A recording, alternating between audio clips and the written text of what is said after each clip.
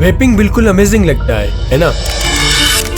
Smoking का safer alternative भी है, लेकिन आपको मालूम है ये दुनिया की सबसे पॉपुलर ड्रग निकोटीन डिलीवर करता है। एक modern alternative, no smoke no smell, बस एक स्मूथ पुफ। लोग समझते हैं ये स्ट्रेस कम करता है, मूड को बूस्ट करता है और स्मोकिंग से ज्यादा सेफ है।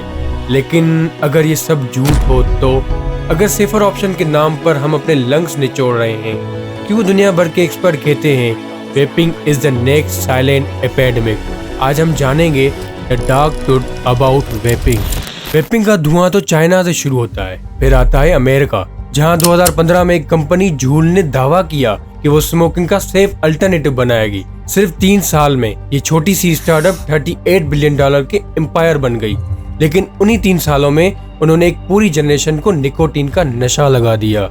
यहाँ की जनरेशन के लिए एक साइलेंट एपिडेमिक बन चुका है, एक नया फैशन जो स्टूडेंट से लेके औरतों का भी फैशन बन चुका है। क्लास के पीछे पुफ, गलियों में, कमरों में दोस्तों के साथ बैठकर mango, mint, bubble gum, pineapple flavour के साथ पीने वक्त तो मजा आता है, लेकिन फिर वो धीरे धीरे आदत बन जाती है और फिर पड़े रहते हैं अपने लंग्स खराब करके हॉस्पिटल में। डॉक्टर्स वार्न कर रहे हैं लेकिन ट्रेन रुक नहीं रहा। तो सवाल है ये चीज काम कैसे करती है?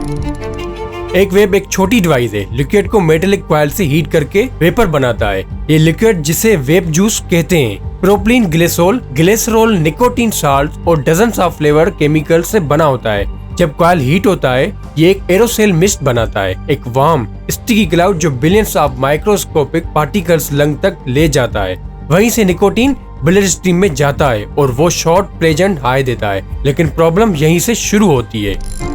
सबसे स्केरी बात यह है हम पूरी तरह नहीं जानते कि वेप लिक्विड में क्या है। Thousands of untested combination exist करते हैं और लेबल्स अक्सर इनकम्प्लीट होते हैं। इंडिया और पाकिस्तान दोनों में रेगुलेशन ऑलमोस्ट नॉन एग्जिस्टेंट है। 2019 में इंडिया ने सिगरेट्स बैन किए लेकिन पाकिस्तान ने नहीं किया।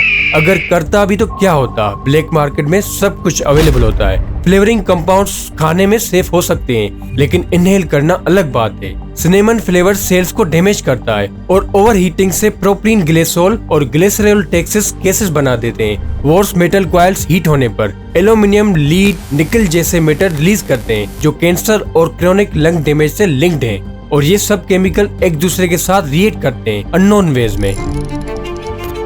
साइंस अभी क्लियर नहीं है क्योंकि वेपिंग सिर्फ 10-15 साल पुरानी हैबिट है। हम जानते हैं सिगरेट से कम हार्मफुल है लेकिन सेफ नहीं।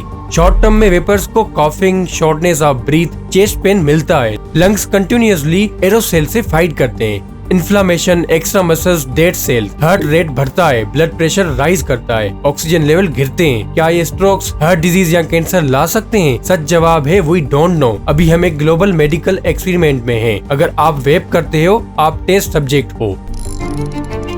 प्रॉब्लम सिर्फ केमिकल्स नहीं, निकोटीन डोज भी है। सिगरेट हार्श होती है लेकिन वेप स्मूथ।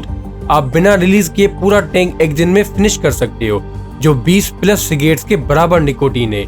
और जब छोड़ने की कोशिश करते हो विड्रावल आता है लेकिन इरिटेबिलिटी, स्लीपनेस, डिप्रेशन होता है। गुड न्यूज ये है बॉडी 72 आवर्स में निकोटीन क्लियर कर देती है और कुछ हफ्तों में रिकवरी स्टार्ट हो जाती है। वेपिंग की सबसे बड़ी प्रॉब्लम ये है ये काफी अच्छी लगती है लेकिन यंगर जनरेशन के लिए एक न्यू एडिक्शन मशीन बन गई है।